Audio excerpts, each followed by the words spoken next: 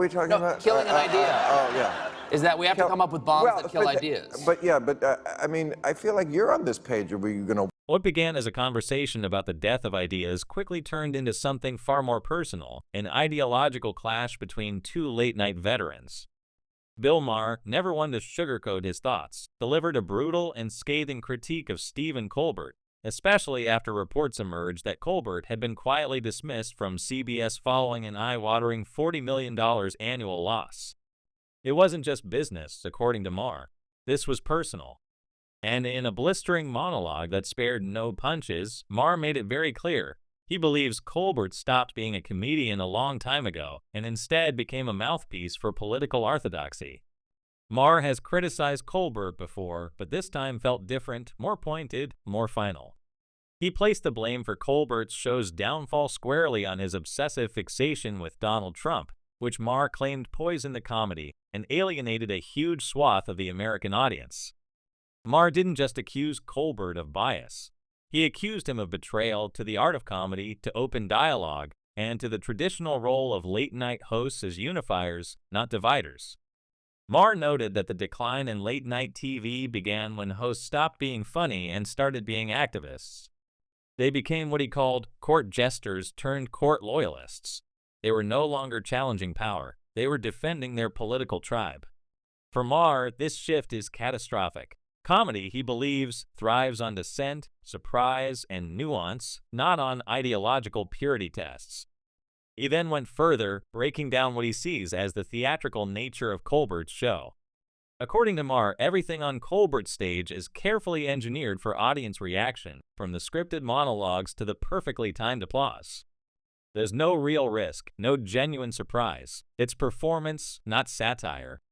Maher contrasted that with his own show, which often provokes boos, laughs, and real disagreements. On Real Time, he explained, the goal isn't to pander to one side, it's to challenge everyone, regardless of their politics.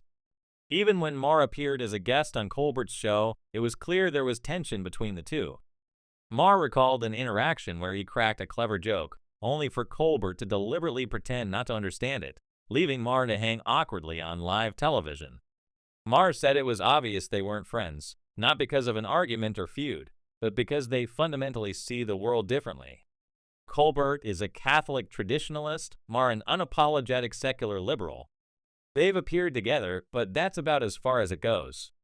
What irritated Maher most wasn't just the difference in ideology, it was the intellectual dishonesty he perceives in Colbert's work.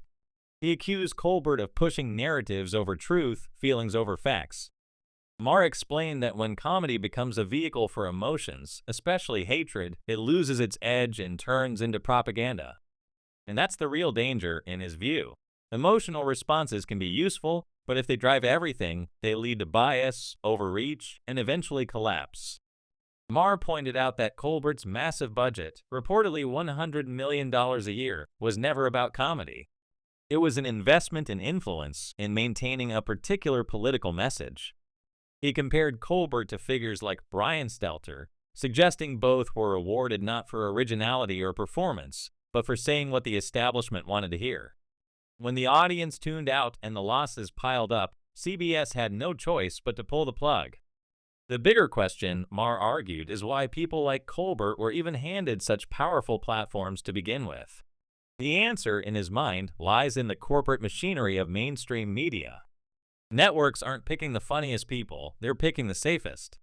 Those who will dance for vaccines, suppress inconvenient news stories, and avoid challenging the preferred narrative. Maher described this as giving the machine what it wants, a phrase that resonated with both his supporters and critics alike. Dave Rubin echoed many of Maher's sentiments, especially the point about Colbert's staggering financial losses. Rubin argued that Colbert wasn't fired just because the ratings declined.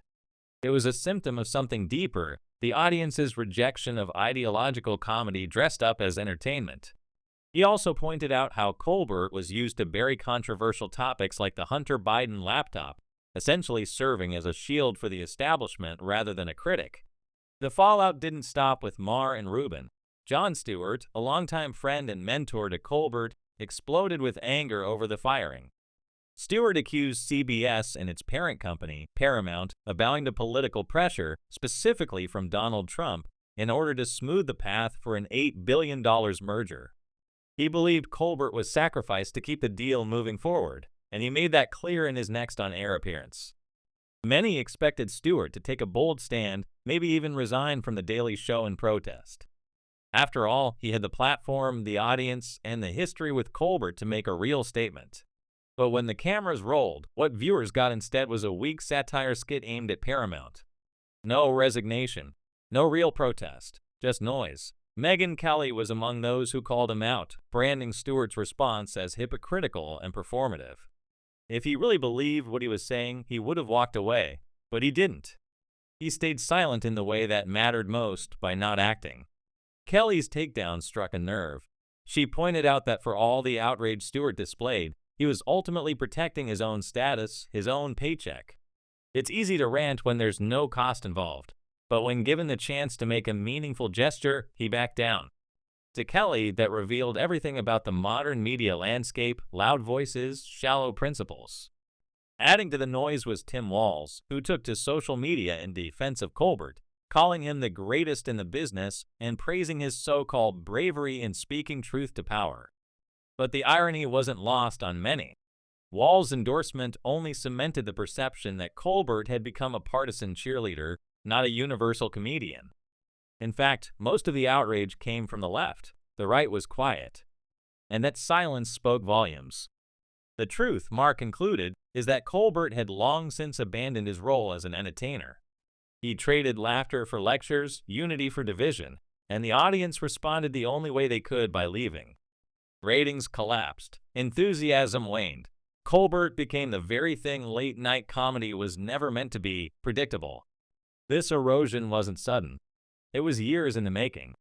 Colbert leaned harder into his ideology. The jokes got meaner, the targets more repetitive. Audiences stopped laughing and started switching off, because comedy, at its best, punches up and down, left and right. It surprises, it stings, and above all, it's funny. Colbert, however, had become something else entirely, a symbol of political entertainment where humor is filtered through ideology. What ultimately did him in wasn't just the numbers, it was the loss of trust. Viewers knew what they were going to get before he even opened his mouth. That's not comedy, that's preaching. And when a preacher no longer inspires, he loses the pulpit. Even in the final hours, Colbert's defenders clung to his legacy, insisting he spoke truth to power. But Maher, Rubin, and Kelly saw it differently.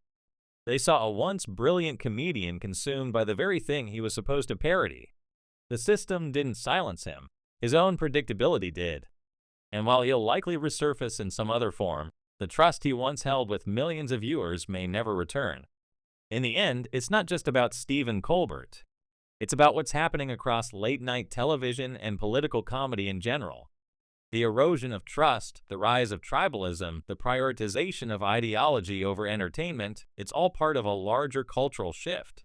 And Maher, for all his flaws and contradictions, isn't afraid to call it out. Maybe that's why, in a world full of echo chambers, Maher still gets people talking. Because at the very least, he's willing to challenge both sides, even when it costs him. Colbert chose a side and stuck to it. Maher chose the fight. And in the world of comedy, the fight is where the real laughs and the truth tend to live.